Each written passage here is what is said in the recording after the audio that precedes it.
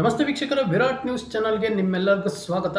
ಬಿಜೆಪಿಯಿಂದ ಉಚ್ಚಾಟನೆಗೊಂಡಿರ್ತಕ್ಕಂಥ ಬಸವನಗೌಡ ಪಾಟೀಲ್ ಯತ್ನಾಳ್ ಅವರು ಸಹ ಒಂದು ಹೊಸ ಪಕ್ಷ ಕಟ್ಟುವ ಸೂಚನೆಯನ್ನು ನೀಡಿದ್ರ ಅನ್ನೋ ಒಂದು ಮಾತುಗಳು ಕೇಳಿ ಬರ್ತಾ ಇದೆ. ಒಂದು ರಾಜ್ಯ ರಾಜಕೀಯದಲ್ಲಿ ಒಂದು ಸಂಚಲನ ಸೃಷ್ಟಿಯಾಗ್ತಾ ಇದೆ ಅಂತಲೇ ಹೇಳಲಾಗ್ತಾ ಇದೆ.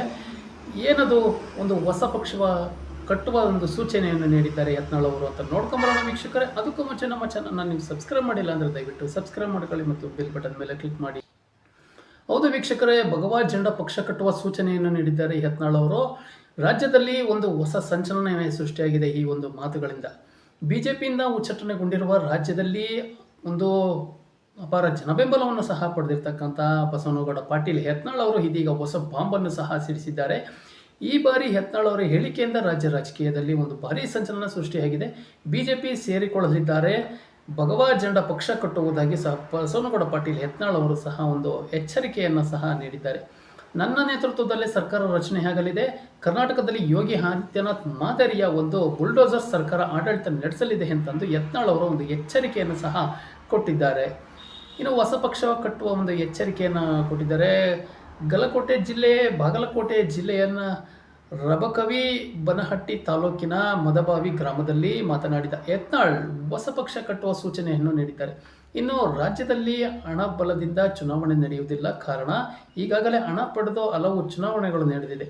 ಹಣ ಕೊಟ್ಟು ಚುನಾವಣೆ ಗೆದ್ದರೆ ಮಾಡಿದ್ದು ಅಷ್ಟಕ್ಕಷ್ಟೇ ಅಂತಂದು ಯತ್ನಾಳ್ ಅವರು ಈ ಸಂದರ್ಭದಲ್ಲಿ ಅವರು ಹೇಳಿದ್ದಾರೆ. ಇನ್ನು ಪ್ರಮಾಣ ವಚನ ಸ್ವೀಕರಿಸಲು ಸಿದ್ದು ಸವದಿ ನೇತೃತ್ವ ನೋಡುತ್ತಾರೆ ಅಂತಲೇ ಹೇಳಿದ್ದಾರೆ.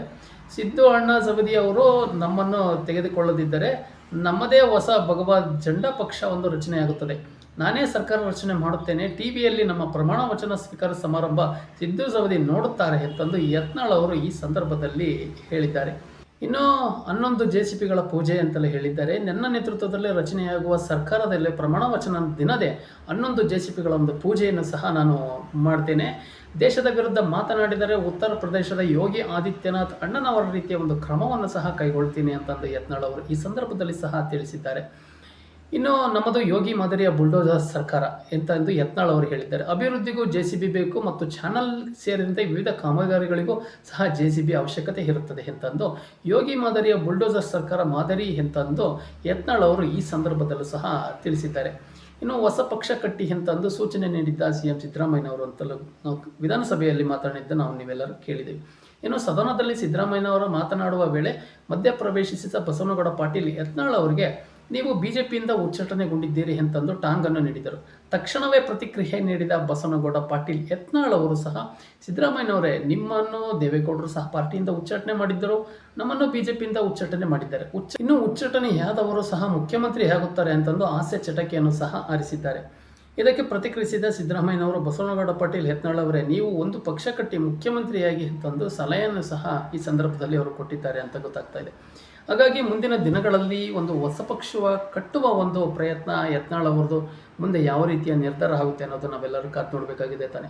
ಮೊನ್ನೆ ತಾನೇ ಶಿವಮೊಗ್ಗಕ್ಕೆ ಬಂದಾಗಲೂ ಸಹ ಒಂದು ಹೊಸ ಪಕ್ಷ ಒಂದು ಕಟ್ಟುವ ಸೂಚನೆಯನ್ನು ನೀಡಿದ್ದಾರೆ ಅನ್ನೋ ಒಂದು ಮಾತುಗಳು ಕೇಳಿ ಬಂದಿದೆ.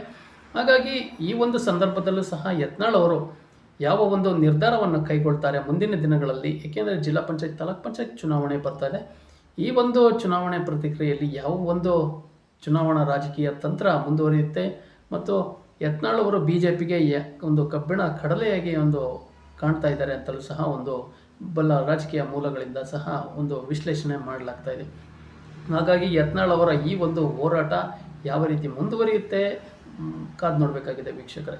ನಮ್ಮ ಮಾಹಿತಿ ಇಷ್ಟ ಆಗಿದ್ದರೆ ದಯವಿಟ್ಟು ನನ್ನ ಚಾನಲ್ನ ಸಬ್ಸ್ಕ್ರೈಬ್ ಮಾಡಿ ಮತ್ತು ಬೆಲ್ ಬಟನ್ ಮೇಲೆ ಕ್ಲಿಕ್ ಮಾಡಿ. ಧನ್ಯವಾದಗಳು.